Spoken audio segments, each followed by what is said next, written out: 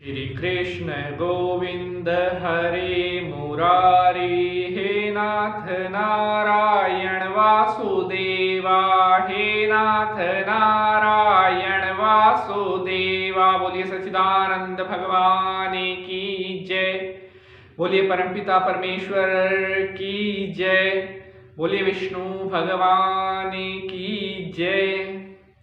प्रिय साथियों, आज के इस एपिसोड में मैं आपको जन्म कुंडली में बनने वाले एक ऐसे दोष के बारे में बताने वाला हूं जिस दोष की शांति बच्चे के जन्म लेने के तुरंत बाद करवा देनी बेहद आवश्यक होती है। जी हाँ, उस दोष का नाम है गंडमूल दोष।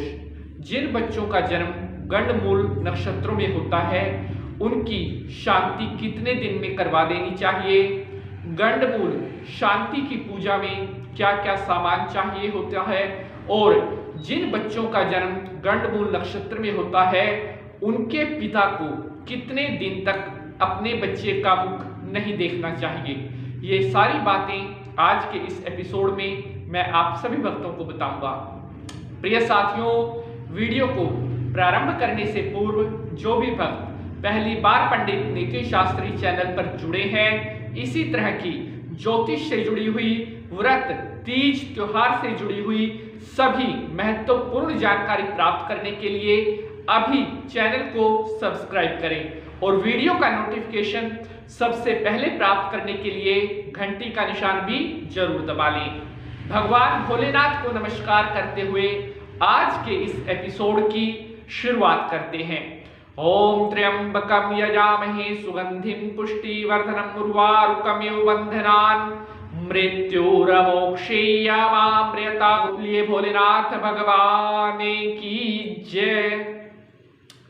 प्रिय साथियों, गंडमूल दोष एक ऐसा दोष होता है जो कि कई बच्चों के जीवन पर खासा असर डाल सकता है।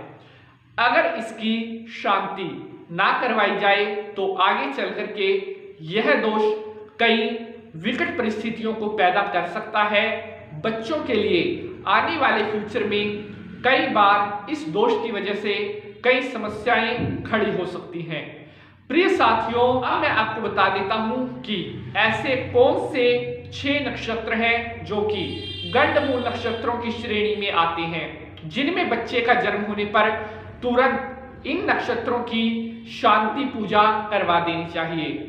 प्रिय साथियों, अश्विनी, आश्लेषा, मघा, ज्येष्ठा, मूल और रेवती, ये 6 नक्षत्र हैं जो गंडमूल की श्रेणी में आते हैं।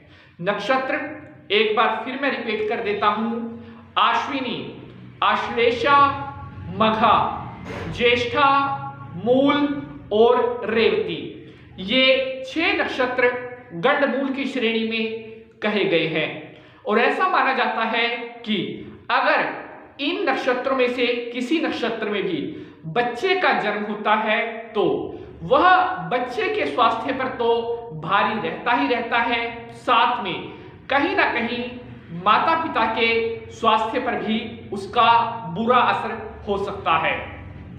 इसमें से कुछ नक्षत्र ऐसे हैं जो भाई के ऊपर भारी होते हैं, कुछ मामा पक्ष के ऊपर भारी होते हैं। कहने का भाव है कि अगर इन 6 नक्षत्रों में से किसी नक्षत्र में भी बालक का जन्म हुआ है तो इनकी शांति जरूर करवा देनी चाहिए। हालांकि हमारे ज्योतिष शास्त्र में ऐसा भी वर्णित है कि गंडमूल नक्षत्रों में जिन बच्चों का जन्म होता है वे साहसी होते हैं, मेहनती होते हैं, अपने कार्य को करने में कभी भी पीछे नहीं हटते, और ऐसे बच्चे जिनका जन्म गंडमूल के नक्षत्र में हुआ है ये अपनी मेहनत के दम पर अपार सफलता की प्राप्ति करते हैं। लेकिन कई बार इन नक्षत्रों के नकारात्मक प्रभाव के कारण बच्चों को बहुत सी परेशानियों का सामना अपने जीवन में करना पड़ता है। आगे मैं वीडियो में अभी आपको बताऊंगा कि कितने दिन के बाद बच्चों की मूल शांति करवा देनी चाहिए, कितने दिन तक पिता अपने बच्चे का मुख ना देखे जो मूल नक्षत्र में पैदा हुआ है, और मूल नक्षत्र में जो पूजा सामग्री होती है वह क्या क्या होती है, कितनी जगह का जल होता है, कितनी जगह की मिट्टी होती है, कितने पेड़ों के पत्ते होते हैं, यह मैं अब आपको क्रम अनुसार बताऊंगा। प्रिय साथियों, सबसे पहले मैं आपको बता देता हूं कि जिन बच्चों का जन्म मूल नक्षत्र में हुआ है कि उनके पिता को कितने दिन तक अपने बच्चे का मुख नहीं देखना चाहिए। साथियों, ऐसे बच्चे जिनका जन्म आश्विनी, अश्लेषा, मघा, ज्येष्ठा, मूल और रेवती, अगर इन नक्षत्रों में से किसी नक्षत्र में बच्चे का जन्म हुआ है तो वह मूल नक्षत्र में पैदा हुआ है और कम से कम 27 दिन तक पिता को अपने बच्चे का मुख नहीं देखना चाहिए, क्योंकि ऐसा वर्णित है कि अगर पिता जितनी बार भी 27 दिन के अंदर अपने बच्चे का मुख देखता है वह दोष निरंतर बढ़ता रहता है। इसलिए अगर बच्चे का जन्म गंडमूल नक्षत्र में हुआ है तो जितना संभव हो सके पिता को अपने बच्चे का मुख कम से कम देखना चाहिए। 27 दिन के बाद उसकी मूल शांति करवा देनी चाहिए। जी हाँ, मान लीजिए आज मूल नक्षत्र का दिन है और अब 27 दिन के बाद जब वह नक्षत्र दोबारा आएगा तब बच्चे की तुरंत प्रभाव से गंडमूल शांति करवा देनी चाहिए। उसके बाद पिता अपने बच्चे का मुख देख सकता है, उसे किसी भी तरह का कोई अनिष्ट नहीं होता। अब मैं आपको बता देता हूं कि गंडमूल शांति में जो स्नान के लिए सामान होता है उसमें क्या क्या सामान चाहिए होता है और कौन कौन सा सामान चाहिए होता है। प्रिय साथियों, उसके लिए 27 जगह का जल चाहिए होता है। जी हाँ, जो बच्चे गंडमूल में पैदा हुए हैं उनके सामान में जो पहला नंबर है वो है 27 जगह का जल, अलग अलग स्थान का, अलग अलग गांव का 27 जगह का जल। उसके बाद 27 अलग अलग पेड़ों के पत्ते, ये है दूसरा सामान। उसके बाद गौशाला की मिट्टी, जी हाँ, गौशाला की मिट्टी भी बेहद जरूरी होती है। उसके बाद 27 अलग अलग जगह के छोटे छोटे कंकड़। उसके बाद आता है 27 अलग अलग स्थानों की मिट्टी। उसमें आप हरिद्वार की मिट्टी और किसी भी पवित्र तीर्थ की मिट्टी अगर आप ले आए तो वो भी बहुत ज्यादा पवित्र होता है, बहुत ज्यादा शुभ होता है। कहने का भाव है कि 27 अलग अलग स्थानों पर से आपने मिट्टी इकट्ठी करनी है। यह सामान साथियों जरूर चाहिए होता है, क्योंकि अगर यह सामान आप एकत्रित नहीं करते तो कहीं ना कहीं बच्चे का जो मूल दोष है वो शांत नहीं हो पाता। इसलिए यह सामान जरूर एकत्रित करना चाहिए।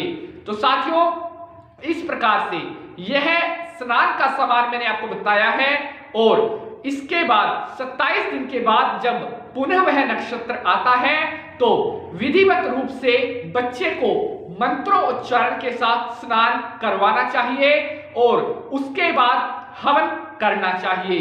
ऐसा करने से अगर बच्चा गंडमूल में पैदा हुआ है तो उसका वह दोष समाप्त हो जाता है और आने वाले समय में बच्चे को किसी भी तरह का कोई अनिष्ट नहीं होता, किसी भी तरह का कोई भय नहीं होता।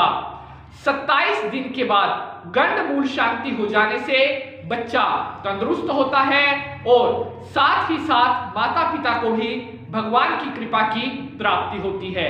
इसलिए साथियों, अगर आपके बच्चे का भी जन्म मूल नक्षत्र में हुआ है तो 27 दिन तक पिता को बच्चे का मुख जितना कम से कम हो सके देखना चाहिए। 27 दिन के बाद वह नक्षत्र जैसे ही आए उस नक्षत्र में तुरंत प्रभाव से बच्चे की मूल शांति करवा देनी चाहिए। प्रिय साथियों, मैं उम्मीद करता हूं आप सभी भक्तों को आज का यह एपिसोड बेहद पसंद आएगा। फिर भी अगर आज के इस एपिसोड से जुड़ा हुआ आपका किसी तरह का कोई प्रश्न रह जाता है तो आप कमेंट बॉक्स के माध्यम से अपना वह प्रश्न हमसे पूछ सकते हैं। साथियों, आज के लिए बस इतना ही। अगले एपिसोड में किसी और नए विषय के साथ आप सभी भक्तों से मुलाकात होगी। तब तक के लिए मैं पंडित नीति शास्त्री आप सभी भक्तों से आज्ञा लेता हूं। आप इसी तरह से हंसते रहें, मुस्कुराते रहें और माता भवानी की कृपा सदा आपके ऊपर बनी रहे। ओम त्र्यंबकम यजामहे सुगंधिं पुष्टिवर्धनम् उर्वारुकमिव बन्धनान् मृत्योर्मोक्षीयमामृतात्। बोलिए शंकर भगवान की जय।